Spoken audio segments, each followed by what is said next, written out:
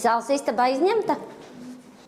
Sāls istaba, tas ir vispār kaut kas fantastisks. Viņš ir gan alerģijām, imunitātei, augstēšanās laikā, iesnas, klepus, kakla sāpes, tad ir, kad ādas slimības, visādas. Kā pamatdarbība mums ir rehabilitācija, un mums ir gan valsts apmaksāta rehabilitācija, gan maksas rehabilitācija. Pieprasītākās ir tieši ar muguras problēmām, kas mums jau katram spranda mugura, un insults, jo insulta gadījumi pieaug ar vien vairāk, un Latvijā nav tāda vieta, kur būtu tāda intensīva rehabilitācija tieši pēc insulta, jo mums arī tikai 16 vietas, un ar to ir stipri vien pamaz. Te ir diennakts medicīnas uzraudzība un arī speciālistu kabineti, visi ir izvietoti šajā pusē, un šajā pusē ir tā kā pacientu istabiņas. Vispār mūsu uzņēmuma vērtība ir mūsu darbinieku attieksme pret klientu, viņu tā atdeve un tā pieeja katram klientam individuāli, un to nepazaudēt. Tas ir tagad tas, kas mums ir grūtākais. Rehabilitācijas centrs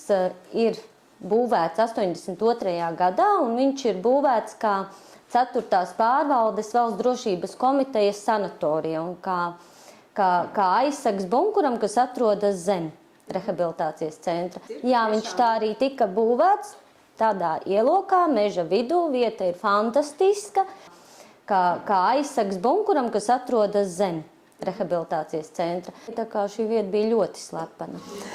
Var arī sarīkot ballīti.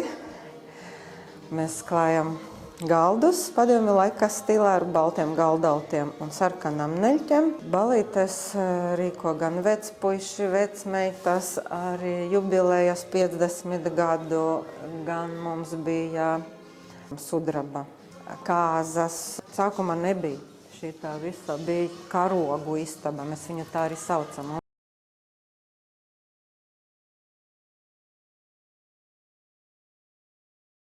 Vidzeme ceļš ved augšup.